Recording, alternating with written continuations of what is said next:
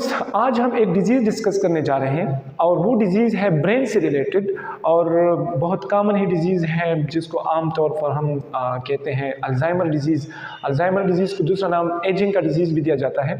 ये डिजीज़ तो वैसे एजड पीपल में बहुत कॉमन है, लेकिन जो सूरत हाल पैदा होता है जिस्म का, ब्रेन का मेजॉरिटी, तो वो बाज़ औक़ात इस तरह होते हैं कि जो स्टूडेंट्स होते हैं, जो यंग पीपल होते हैं, उसमें भी ये असरात होते हैं। मिसाल के तौर पर लॉस ऑफ मेमोरी हो जाना, कोई टॉपिक वगैरह याद किया जाए तो फिर वो भूल जाना, रोज़मर्रा की चीज़ें वगैरह जो है वो भूल जाना। मिसाल के तौर पर की मैंने कहाँ पर रखा है, मोबाइल का पासवर्ड भूल जाना, बाज़ औक़ात इस तरह बहुत सारी चीज़ें हैं जो इंसान डेली रूटीन्स या डेली बेसिस पर उसका सामना होता है, लेकिन उसका भूल जाना, ये वगैरह बहुत सारे कंडीशन होते हैं। लॉक को जो हमारे साथ लॉक होता है या हमारे साथ जो इस तरह बहुत सारी चीज़ें हैं, जब हम उसको लॉक कर देते हैं, ताले को लॉक कर लेते हैं, तो उसको भूल जाना कि हमने लॉक किया कि नहीं किया, इस तरह की सूरत हाल का पैदा हो जाना, ये कंडीशन कहलाते हैं डिमेंशिया। अब ये डिमेंशिया जब क्रॉनिक सिचुएशन में पहुंच जाए और स्पेशली एजड पीपल जो 60 ईयर से अबव होते हैं, जो 60 साल से अबव होते हैं, उसमें एक कंडीशन फिर एक क्रॉनिक सूरत हाल इख्तियार कर लेती है। और वो कंडीशन ये होता है कि वो बिल्कुल डेली बेस से जो उसका मुवाजना होता है, डेली बेस से जिसका उसका सामना होता है, मिसाल के तौर पर वॉशिंग मशीन किस तरह ऑन ऑफ करना है, लाइट किस तरह ऑफ ऑन करना है, और फिर एक ऐसा सूरत हाल पैदा होता है कि सांस को भूल जाता है कि सांस किस तरह लेना है, चलना किस तरह है, मोमेंट किस तरह करना है, फिर उसके लिए एक केयरिंग की ज़रूरत होती है, और फिर इस तरह कंडीशन आता है कि वो सरवाइव नहीं करता, वो उसका डेथ हो जाता है। जब ये कंडीशन आते हैं अल्जाइमर डिजीज़ का, तो अल्जाइमर डिजीज़ एक नैरो डीजनरेटिव डिजीज़ है। नैरो डीजनरेटिव डिजीज़ मीन्स जिसमें जो ब्रेन से रिलेटेड डिजीज़ है, हम कह रहे हैं कि ये ब्रेन से रिलेटेड डिजीज़ है, तो एक नैरो डीजनरेटिव डिजीज़ है। और नैरो डीजनरेटिव डिजीज़ मीन्स जो ब्रेन सेल है, स्पेशली नर्व सेल्स है, उसका लॉस हो जाना। जब ब्रेन में नर्व सेल्स का लॉस हो जाना, उसका डेथ हो जाना, ये अगर होता है तो फिर एक कंडीशन पैदा होता है और ये कंडीशन अल्जाइमर डिजीज़ कहलाता है। जब ये अल्जाइमर डिजीज़ अकर होता है तो जैसे मैंने स्टार्ट में कहा कि डिमेंशिया सिचुएशन पैदा होता है, loss of memory, languages, family member का नाम भूल जाना, जब अपने रूम से या अपने घर से कहीं बाहर बाजार में चला जाए, अपने घर का रास्ता भूल जाना, अपनों को भूल जाना, डेली रूटीन की चीज़ों को भूल जाना, ये कंडीशन जब पैदा हो जाती है तो ये डिमेंशिया कहलाते हैं। जब ये डिमेंशिया क्रॉनिक सिचुएशन में पहुंच जाए तो फिर इसको अल्जाइमर डिजीज़ का नाम दिया जाता है। अब ये कंडीशन नॉर्मल सिचुएशन में ब्रेन किस तरह वर्क करता है, आपको तो मालूम है कि ब्रेन हमारे साथ नर्व सेल से मिलकर बने हैं। नर्व सेल किस तरह फंक्शन करता है, ये एक न्यूरॉन है और ये न्यूरॉन मुख्तलिफ पार्ट्स पर आपको पता है, मालूम है कि मुश्तमिल होता है। इसका जो सेंटर पॉइंट है ये सेल बॉडी कहलाता है, ये रीजन जो है इसका सेल बॉडी कहलाता है, सेंटर फॉर न्यूक्लियस होता है। फिर इसके साथ डेंड्राइट्स होते हैं, डेंड्राइट्स, और फिर डेंड्राइट्स से एक टर्मिनल एराइज होता है जिसको एक्सॉन कहते हैं या एक्सॉन टर्मिनल कहते हैं। डेंड्राइट का काम मैसेजेस को रिसीव करना, सेल बॉडी की तरफ ले जाना, फिर सेल बॉडी उसको प्रोसेस करके एक्सॉन की मदद से उसको दूसरे जो न्यूरॉन है उसको पास आउट करना। जब एक एक्सॉन से दूसरे न्यूरॉन की तरफ मैसेज कैरी होते हैं तो ये न्यूरोट्रांसमीटर की मदद से एक न्यूरॉन से दूसरे न्यूरॉन तक एक साइनेप्स क्रिएट होता है और ये मैसेज यहाँ से यहाँ तक क्रिएट होता है, और फिर हमारे साथ एक प्रोसेस होता है मेमोरी को स्टोर करना, मोमेंट करना, बातें करना, रिकग्निशंस करना, जजमेंट करना, थिंकिंग करना, मतलब हमारे साथ रीजनिंग करना किसी के साथ। ये सारे सिचुएशन इसी तरह से ये प्रोसेस की बेस पर होते हैं।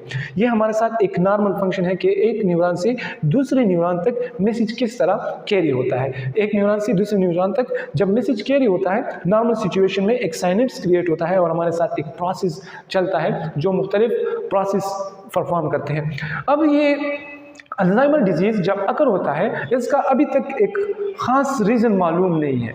अभी तक इसका रीज़न जो है जिस वजह से ये अकर होता है, इसका अभी ख़ास कोई रीज़न मालूम नहीं है, लेकिन इसका प्रोसेस थोड़ा स्टडी कर लेते हैं। ये हमारे साथ एक नर्व सेल्स है, और जो नर्व सेल्स है इसकी जो सेल मेम्ब्रेन है, इस नर्व सेल की सेल मेम्ब्रेन पर एक प्रोटीन होता है, और वो प्रोटीन कहलाता है एमाइलेज प्रिकॉर्सर प्रोटीन। ये एक प्रोटीन है, और ये प्रोटीन, इसका फंक्शन ये है कि ये इसकी स्ट्रक्चर को मेंटेन करता है, इसको प्रोटेक्ट करता है, और इसकी शेप को मेंटेन करने में हेल्प करता है। इस न्यूरॉन सेल की जो सेल मेम्ब्रेन है उसको प्रोटेक्ट करने के लिए ये प्रोटीन यूज होता है। अब ये प्रोटीन एक खास टाइम पीरियड तक होता है, और फिर इसकी डेथ होती है, और फिर न्यू प्रोटीन बनना शुरू हो जाते हैं। अब ये जो प्रोटीन है ये किस तरह डिवाइड होते हैं, किस तरह इसका डेथ होता है, तो इसके लिए कुछ एंजाइम है।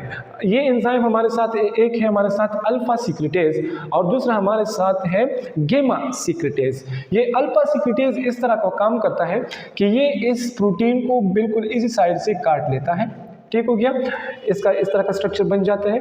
फिर अल्फा सिक्रिटेज आकर इस एमाइलेज प्रिकॉर्सर प्रोटीन को इस सेक्शन से काट लेता है, जिसका ये शेप बन जाता है, और फाइनली जो हमारे साथ लास्ट रीजन रहता है ये हमारे साथ ये वाला बन जाता है।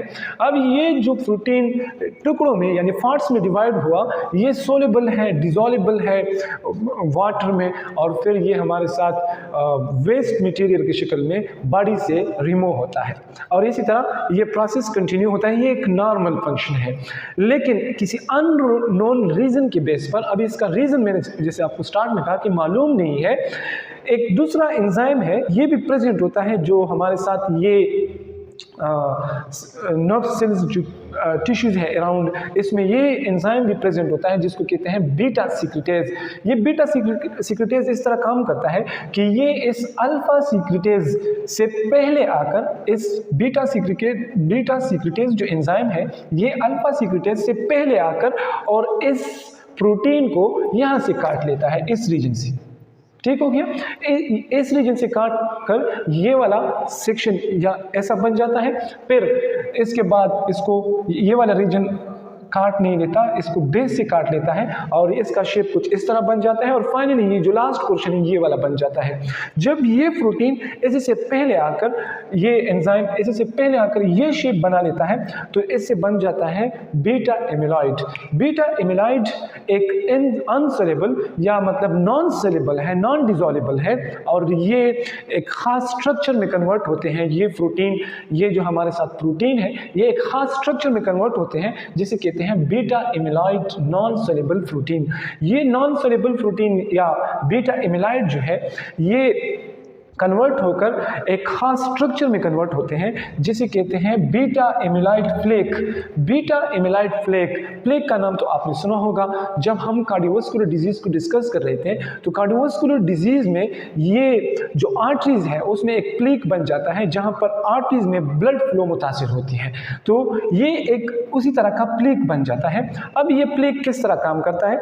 प्लेक जब बन जाता है इस नॉन डिसॉल्वेबल प्रोटीन की वजह से, तो ये प्लेक, इसका तो फर्स्ट मतलब कंडीशन ये होता है, फर्स्ट प्रॉब्लम ये क्रिएट करता है कि जब ये प्लेक बन जाता है तो ये इस न्यूरॉन के आउटसाइड, ये जो न्यूरॉन है इसके आउटसाइड जहां पर साइनेप्स क्रिएट होता है, यहां पर आकर एक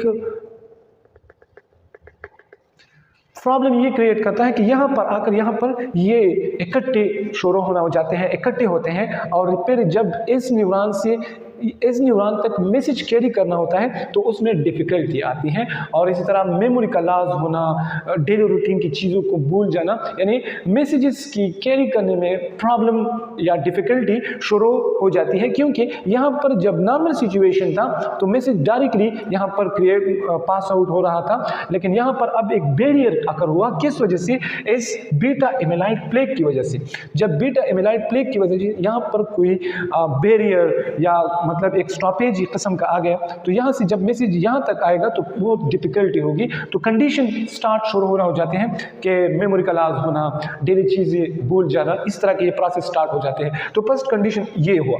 दूसरा कंडीशन ये होता है कि इम्यून रिस्पॉन्स शुरू होना हो जाते हैं, इम्यून रिस्पॉन्स एक्टिवेट होता है, और इम्यून रिस्पॉन्स जब एक्टिवेट होता है क्योंकि एक एब्नॉर्मल सिचुएशन क्रिएट हुआ, तो इम्यून रिस्पॉन्स ये फंक्शन करता है कि इस बीटा एमिलॉइड को भी ईट करना शुरू कर देता है और साथ ही साथ नर्व सेल जो है उसको भी ईट करना स्टार्ट कर लेते हैं। इम्यून रिस्पांस इस बीटा एमिलाइड फ्लेक को भी ईट करना शुरू कर देते हैं और साथ ही साथ जो नर्व सेल्स है उसको भी ईट करना शुरू कर देते हैं। तो दो कंडीशन हो गए। एक कंडीशन ये हो गया कि एमिलाइड फ्लेक अकर होता है जो इस साइनेप्स की राह में एक रुकावट बन जाता है और फिर जब एक एक्सॉन टर्मिनल से दूसरे न्यूरॉन तक मैसेज कैरी करना होता है तो उसमें डिफिकल्टी होती है। इस वजह से एक कंडीशन स्टार्ट होते हैं। और दूसरा ये होता है कि इम्यून रिस्पांस एक्टिवेट होता है और जब इम्यून रिस्पांस एक्टिवेट होता है तो ये इस एबनॉर्मल प्रोटीन या प्लेक जो है इसको भी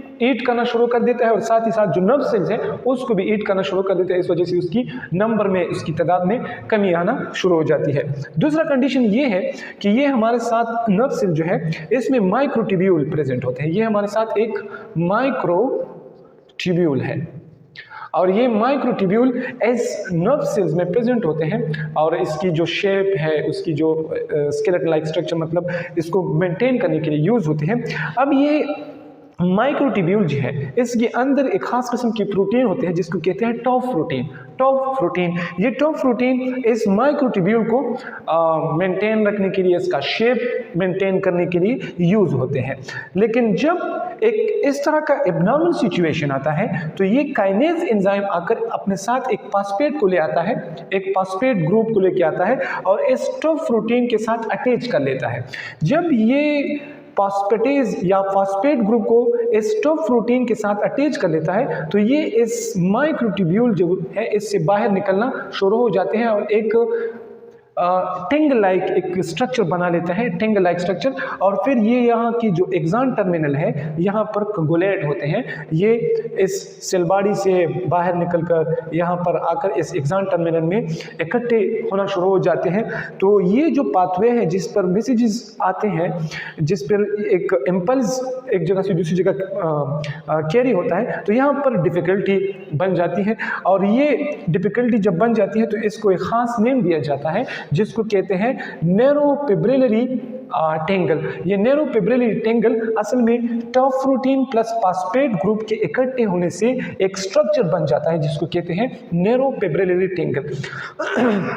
अब ये नैरोफिब्रिलरी टेंगल असल में आउटसाइड ऑफ द न्यूरॉन जो है इसी तरह क्रिएट होते हैं और हमारे साथ जो मैसेजेस कैरी करना, उसकी इंफॉर्मेशन को स्टोर करना या उसको इम्पल्स वगैरह को कैरी करना, इसी तरह के बहुत सारे प्रॉब्लम्स क्रिएट होते हैं। तो ये तीन कंडीशन बन जाते हैं। एक हमारे साथ एमिलाइड फ्लेक का बन जाना, दूसरा इम्यून रिस्पांस का स्टार्ट होना और तीसरा हमारे साथ नैरोफिब्रिलरी टेंगल का बन जाना।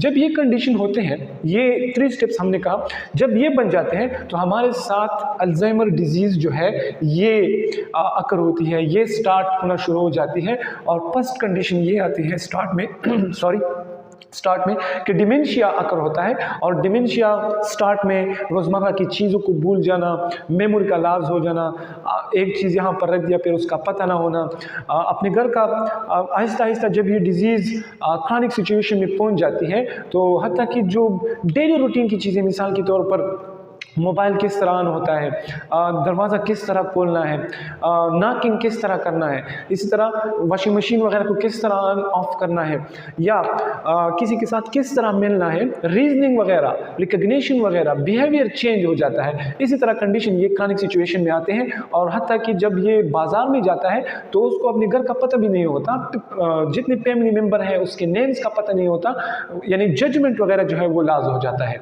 तो इसी कंडीशन को फिर कहते हैं अल्जाइमर डिजीज़। तो एक क्रॉनिक सिचुएशन भी पहुंच जाते हैं जिसमें लास्ट स्टेज में ये होता है कि जो पेशेंट होता है ये अपनी जो सांस लेने का प्रोसेस है उसको भी भूल जाता है क्योंकि ब्रेन डिस्टर्ब होता है। और बस जब ये कंडीशन और भी क्रॉनिक सिचुएशन में पहुंच जाता है, जब सांस का भूल जाना, सांस लेने का भी पता नहीं कि किस तरह सांस लेना है, तो ये कंडीशन फिर इस सिचुएशन पे पेशेंट को ले जाता है कि उसको डेथ अकर होता है। तो ये डिजीज़ था। आज नेक्स्ट हम इंसोम्निया को डिस्कस करेंगे कि इंसोम्निया में पेशेंट में क्या क्या इफ़ेक्ट होते हैं और किस तरह की ये सिम्टम और इसकी ट्रीटमेंट पर किस तरह करना है। तो यहाँ तक अगर आपने अभी तक चैनल को भी सब्सक्राइब नहीं किया तो चैनल को सब्सक्राइब कीजिए और अपने दोस्तों के साथ शेयर कीजिए। Thanks for watching.